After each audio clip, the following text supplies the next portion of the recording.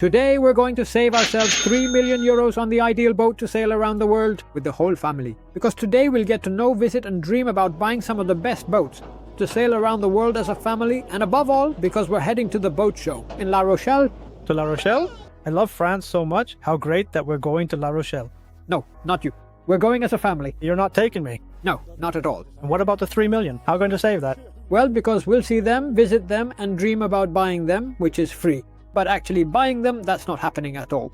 In fact, we're staying in an Airbnb and a cheap hotel. I'd take you with me. But just so you know, you'd have to look after and babysit the kids for a while.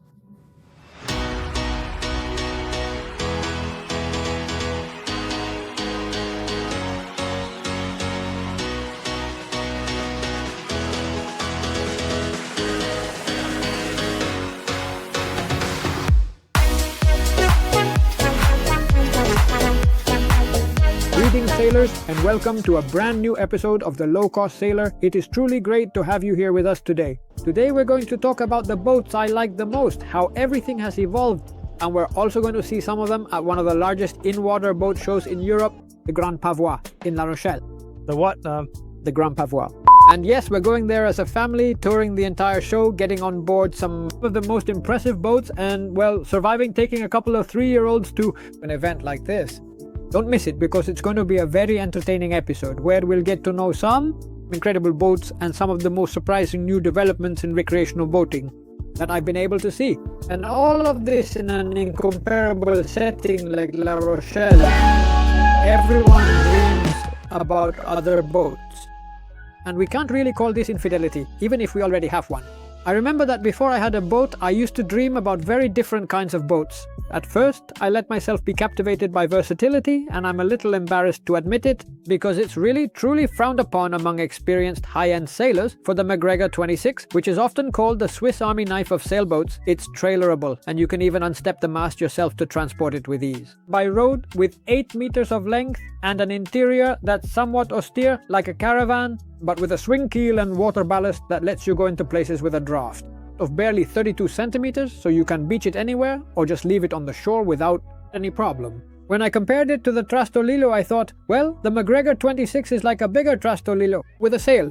And even though it's not a particularly lively boat under sail, you can put a 50 horsepower outboard on it and get it to plane under power at up to 20 knots. It's basically like having a motorboat and a sailboat at the same time. Of course, once you start learning a bit and dream about making crossings and that sort of thing, the main problem is that it's not an ocean-going boat, but rather for coastal waters. And its habitability is quite limited. And also that I was dreaming small because it was an affordable boat, costing less than 30,000 euros. But when I started sailing and racing, what I discovered was the speed under sail, and then I started dreaming about the fastest cruising boats, and there, without a doubt, the Dragonfly 40 stood out above the rest. A 12-meter long trimaran with a beam of over 8 meters that can even retract to a 4-meter beam when you arrive at the harbor. You could easily reach over 20 knots of speed under sail, a racing machine that is also a cruising boat. But yes, here I was already dreaming big, because we're talking about almost €1 million, which sounds easy to say, but €1 million is a lot when all you're doing is dreaming.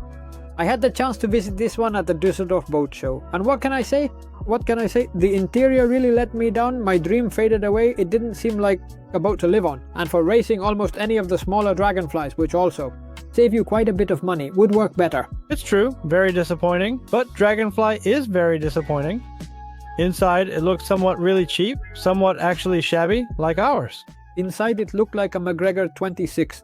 By then, I wanted things for going around the world, made of aluminum with a lifting keel so I could get to anywhere, and this, which for me is now a must, it had to be a boat with a deck saloon. Because if you're going to spend a lot of time on it, you want to be able to sit inside and see everything that's happening outside, with 360-degree views from the interior. Here, I can't see anything, just Carlos. You said that maybe with a bit of disdain. No, with affection, with affection. I love you, my dear, I love you. No, I actually meant myself. You said just Carlos, just Carlos.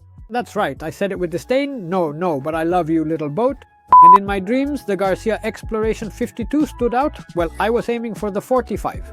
But since we're dreaming, why not the 52? A super round-the-world boat that I was really eager to get to know, and that we'll see today in this video. And while dreaming about taking my family and convincing my wife of the advantages of living on a boat, well, I needed something more. A floating apartment that would really catch her eye, and at the same time meet all the requirements for strength and versatility. And that's when Garcia Yachts outdid themselves again and launched their first catamaran, the Explocat. 52, which we're also going to see today, and we'll see Lara's reactions to find out if this one inspires her to dream about traveling the world by boat. If we're talking about dreaming, there's only one other boat that makes me hesitate when compared to the Garcias. You could say it's not very pretty either, but it feels like I designed it myself, with all the clever inventions it has, the Sirius 35DS. A feat of engineering in fiberglass with a twin keel that reduces the draft and allows you to beach it anywhere to sleep peacefully or to do maintenance yourself, and that, despite its small exterior space, it boasts an interior that is used to its fullest potential, complete with a deck saloon. Distributed over 3 levels, and as if it lacked any detail, it has hidden what they call it the men's cave, a workshop for maintenance and repairs hidden under the seats of the room. However, it's not cheap either, because for a 35-footer we're talking about more than €500,000 euros. I'm really looking forward to finally seeing this particular boat in person, but I keep going from boat show to boat show, traveling from one exhibition to another without ever finding it anywhere. It wasn't in La Rochelle, unfortunately, but there was still plenty else to see and experience at the event. I had a great opportunity to see in person some of these boats that are part of my dreams, since from September 23rd to 28th, the event was being held in Rochelle, the Grand Pavois, one of the largest boat shows in Europe, and I knew that at the very least, the Garcia Yachts shipyard, without any surprises, would be there. La Rochelle, on the French Atlantic coast, is only 196 nautical miles from Santander. About 34 hours of sailing in total, or around 65 liters of fuel if I had to go the whole way, by motor. And so, without hesitation, I started suggesting to Lara that we take a family trip to go to the boat show. And of course it's France. And my wife loves France. She has lived in Paris, and any destination in France is an easy sell for her. So, with the goal of attending the Grand Pavois on Thursday, early in the day, around 10 in the morning, we set off for there. Wait, let me get this straight. Did you actually go to La Rochelle with Lara by boat? By car? Yes, by car. Let's not get too carried away dreaming. At least I convinced her to go. Well, I wouldn't be too sure about locking myself up for 34 hours at sea with the kids as their first offshore sailing experience. In the end, and I say this with excitement, we turned my attendance at the fair into a family trip of a few days to see a bit of France with the kids, and at the same time to get them started on seeing and enjoying boats. To France then, without delay, as soon as possible. Our stop on Thursday, our first home in France, was an Airbnb in Bordeaux. A beautiful city for strolling, exploring, sightseeing, and running around getting lost in its streets. Even though it's not a seaside city, it has the advantage that you can easily arrive by boat, since it's part of the canal route that connects the Atlantic with the Mediterranean crossing through France. And at least up to here, really large boats can make it, as we were able to see for ourselves. And submarines. And submarines and all sorts of things. I have to say, driving there is a nightmare. Anyway, on Friday we continued on our way to La Rochelle, where we would stay in a hotel as a family. All 4 of us squeezed in tight since our budget wasn't exactly generous. We weren't exactly rolling in money.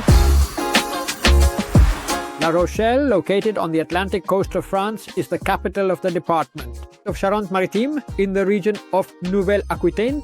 It has been a center for fishing and trade since the 12th century. The old city preserves medieval half-timbered houses and Renaissance architecture, including alleyways covered with 17th century arches. Additionally, La Rochelle was one of the most important Protestant cities in France, and was the scene of the famous siege of 1627 to 1628, when Richelieu's troops surrounded the city for more than a year. It is also known for being one of the major ports from which ships departed for Canada and the Antilles during the colonial era. Honestly, you can feel the sea and sailing everywhere, even in the playgrounds. Everything is just a stone's throw away. Honestly, it was a pleasure to walk through its streets and its old port. We were staying just 10 minutes on foot from the old port, and although the Grand Pavois is actually located outside the city in the port of Les Minimes, we couldn't miss the chance to at least get to the fair by sea.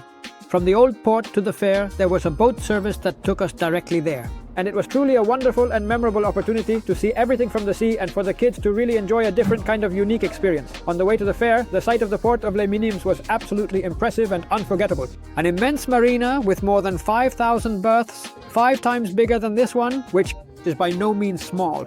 In fact, Les Minimes is one of the largest marinas in Europe and a benchmark for sailing in France. And why is it called Minime? But is there a maxime? I have no idea what Les Minimes means in French. The Grand Pavois is a long-standing boat show that was created back in 1972. Today, it's a huge event that brings together more than 69,000 visitors a year with 800 brands, 700 boats on display, 100,000 square meters of exhibition space, and 3 kilometers of docks. Obviously, with 2 3-year-old kids, it wasn't going to be easy to get around and enjoy an exhibition like this, but at least we would try to find something new and visit at least one of our dream boats. Unlike the Dusseldorf Boat Show, this one is almost entirely outdoors, with a section of the exhibition located on the land outside, where you'll find various smaller boats, engines and other related items, outboard motors, various deck fittings, and even a local rope market.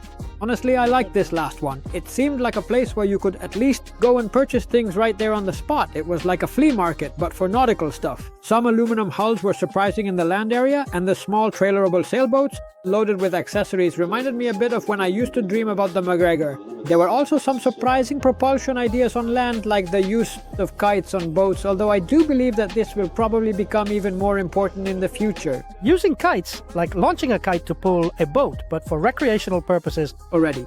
I'm telling you, we're going to try this one day and make an episode about it.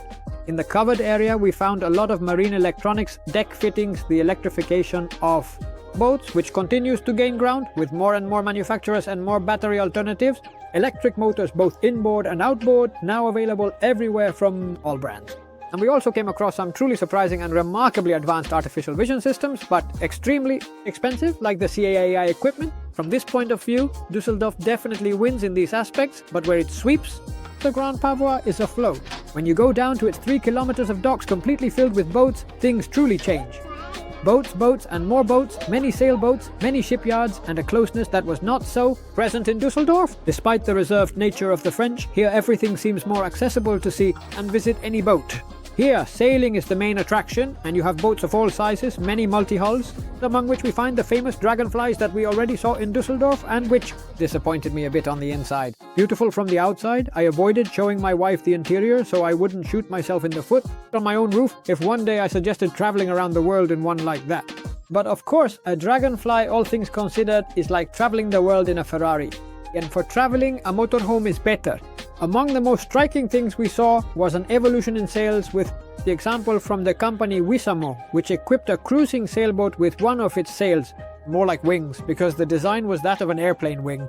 Honestly, the boat looked absolutely amazing, because they promised to greatly simplify sail management with a sail that can actually reef itself automatically, reduces the boat's heeling while sailing, and doesn't lose any drive or performance. It's a kind of inflatable sail with an extendable mast that disappears when you lower the sail, almost completely, leaving a boat capable of passing under bridges and structures with very little space taken up on board.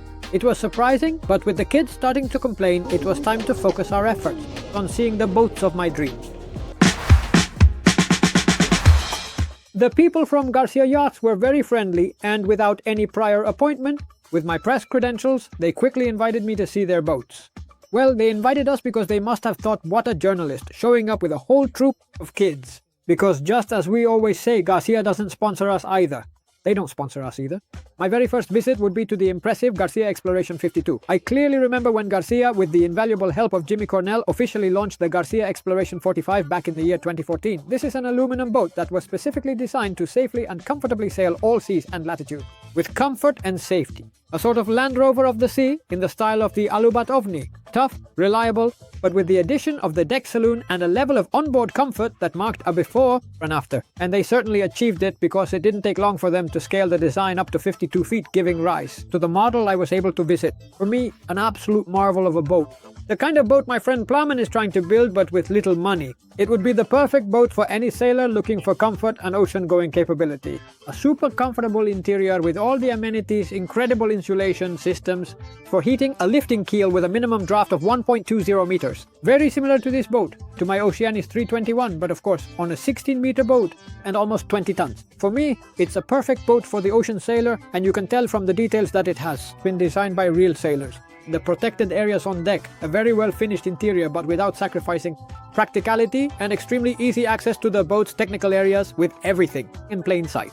With this one, I would go anywhere in the world, but to convince my wife, I needed to move up a category. And back in 2020, Garcia made the significant leap in comfort by building its first catamaran, the Garcia Explocat 52. Following the same philosophy as the brand's monohulls, but increasing the living space and comfort to the level of a luxury apartment. Exactly what I need to finally convince my wife to go sail around the world. Well, I need that and 2.5 million. 16 meters long by 8 meters wide, which makes a total surface area of 128 square meters. I don't know how big your house is, but mine is smaller than that. And that's just the floor area, because then inside you have the cabins distributed across both hulls. It's a super resistant aluminum boat with the same oversized insulation, so you can sail in any of the world's vast seas, just like on a real adventure, the other exploration boats from the Garcia shipyard. With its 1.5 meter draft, the ability to safely beach it almost anywhere, location, and its mere 18 tons of displacement, less than the monohull of the same length, thanks to not needing as much ballast to right itself since it's a catamaran, but above all with a comfort, well, just ask my wife and kids. Let's see, can you see it now? Okay, let's see, where do we start? Let me think. From the bottom. Come on, look. Do you love it? Mom really loves this boat very much too as well, you know? Walk-in closet. Walk-in closet? Even a washing machine is included here. This means I can steer the boat and work at the same time, which is very convenient. Yes, I really love the kitchen. You can move around comfortably with enough space for everything you need. Washing, cooking, and preparing meals. There is room for all your utensils and ingredients, so everything stays organized and within easy reach. Honestly, I don't know. I would probably take the kitchen with me if I could. Is that good enough for you? It's good enough for me. This would be my bathroom. Okay, so I can put all my creams and my personal things here. Plus, I would make this all cute with some decorative items and stuff. This would be our comfortable and spacious bed. And of course, the kids would be in the other hull, which would give us our own private space and allow us to have our privacy. We'd all end up in this bed, all four of us, I'm telling you. I'm taking it as is, just like that. All right, is that all right? That's good enough for me. The fare is absolutely huge. Time is very limited and our kids are still very young. After just a few hours there, they were already asking for what they like most. Going to a park, playing, running, eating. So just as we came, we headed back to La Rochelle on the little boat and we took the opportunity to eat there, and a little while later we got in the car to head back home. So, just as if we had come by boat, our return trip wasn't direct either. With memories of what we had visited and the kids asleep in the car, we headed off to spend one more night in Arcachon. A beautiful apart hotel, super central, inexpensive, where the kids had a great time. And waking up in this little coastal town with its bay, even though the day didn't dawn very clear, it didn't stop me from taking the opportunity to go for a run around there and take a swim in the sea as part of this new daily routine I picked up this summer and that I still keep up. The kids loved Arcachon because it has everything they want. Beach, a carousel with a seaside vibe, and playgrounds. And some playgrounds in France are really on another level. Honestly, even I had a great time. I had a great time just watching them play in the park and, well, to be honest, I even felt like climbing up there with them. It wasn't a trip by boat, but it was a trip I truly enjoyed with my family. What about you? What do you think? What's your ideal dream boat to you? You can tell us in the comments and maybe we can find it at a boat show and visit it for you. And that way, I have another excuse to go out and travel. Well, honestly, I really enjoyed the trip. We had a great time. They enjoyed seeing the boats. We were in France and they would say, we're going to have 3 houses in France. We stayed in 3 houses in France in 3 different places and visited lots of parks. Playgrounds, they've run around, and I've played and run too, but at the Grand Pavois, looking at boats, that was my playground. It convinced you, didn't it? So the Garcia really convinced you then? I see. Now all that's left is to figure out where to get 3 million euros from. But hey, it's fine, dreaming is free. I've gotten some really great things out of this trip. And above all, there's one really great thing that stands out. My wife absolutely loved La Rochelle, and I loved it just as much as she did. That really increases the chances that I can actually sail to La Rochelle myself while my wife drives there with the kids, and then we can meet up there together and spend a wonderful week enjoying France, exploring the beautiful region, and sailing around the area. Thank you very much for your attention, sailors. I hope you enjoyed today's video. If so, please give us a like, subscribe to the channel, and hit the bell to receive notifications. You can find all kinds of innovative gadgets in our online store on our website www.thelowcostsailor.com/tienda. I'm Mamo. We are extremely grateful to our valued and generous Patreons who so kindly support us unconditionally and whose names will proudly appear here. And also, let's not forget our new sponsor, Smart Sails, who is also generously sponsoring our videos throughout this year. Thank you all very much for your continued support and in any case, we will keep making videos for you and we'll see you in a couple of weeks with a brand new and exciting episode of The Low Cost Sailor. What did you honestly think of the big impressive boat? Would you like to have that big boat as your home to live in and enjoy every day? Daddy would like that too. Are you going to make Daddy a millionaire in your life, maybe as an actor or perhaps by doing something else amazing? Yes? And then, are you going to buy that little boat for Daddy later on so he can have his own special boat as well?